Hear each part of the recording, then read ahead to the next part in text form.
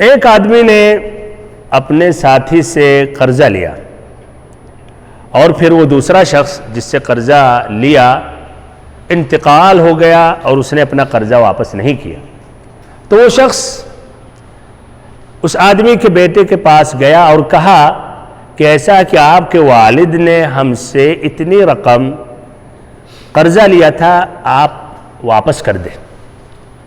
تو اس نے دیکھیے جواب کیا دیا، کہا ایک کام کرو، کدال لیتے ہیں اور قبرستان چلتے ہیں اور پھر اپنے ابو کی قبر کی کھدائی کرتے ہیں، پھر ان کو نکال کے کہتے ہیں کہ آپ کا قرضہ واپس کر دیں۔ انا للہ و انا الیہ راجعون۔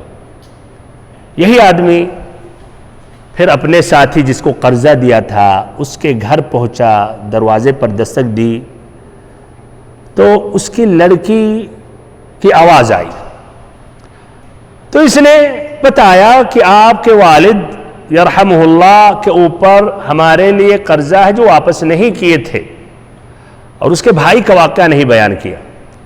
تو اس نے کہا اچھا کچھ ٹھہرو۔ پھر تھوڑی دیر بعد 2 کنگن سونے کا یا 2 کڑا لا کر اس نے پیش کر دی اور کہا کہ ایسا ہے کہ آپ قابل اعتماد ہیں اور آپ کو ہم اچھی طرح جانتے ہیں، آپ ہمارے والد کے بھی نزدیک قابل بھروسہ تھے، اعتماد تھے، اسی لیے یہ دونوں کو لے جاؤ، سونار کے پاس لے جاؤ، بیچو، اگر قرضے سے کم اس کی قیمت آ رہی ہے تو باقی جو ہمارے اوپر بچتا ہے وہ بھی بتا دینا تاکہ پورا کروں، اور اگر اس میں زائد آ رہا ہے تو زائد ہمیں واپس کر دینا۔ وہ شخص دونوں کڑا لیا اور گیا۔ تو ایک شیخ مشہور ہیں جن کا انتقال آج سے 30 سال پہلے ہوا، قصیم میں قاضی تھے، شیخ صالح الخریسی۔ وہ مسجد میں عصر کے بعد بیٹھتے تھے، تو اس شخص نے جا کے واقعہ بیان کیا اور یہ بھی دیکھا دونوں کنگن یا کڑے میں آٹا لگا ہوا ہے، جس سے واضح ہوا کہ وہ لڑکی وہ آٹا گن رہی تھی اس وقت۔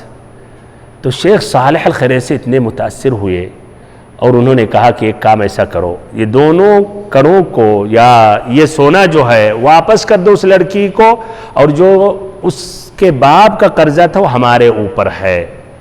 اللہ المستعان۔ دیکھیں یہاں ایک تو شیخ صالح کا یہ کرم، اور پھر ایسے ہی دیکھیں کہ کچھ بچے خاصتاً بچیاں کتنی وفادار ہوتی ہیں جو والدین میراث سے محروم کرنا چاہتے ہیں، اور کتنے بچے، بچیاں بھی لیکن بچوں سے زیادہ یہ معروف اور مشہور ہے کس قدر بدکار ہوتے ہیں۔ واللہ المستعان۔ ایک ساتھی اپنے ذکر کرتے ہیں کہ ایک سیٹھ کا انتقال ہو گیا بمبئی میں اچانک سڑک حادثے میں یا روڈ حادثے میں۔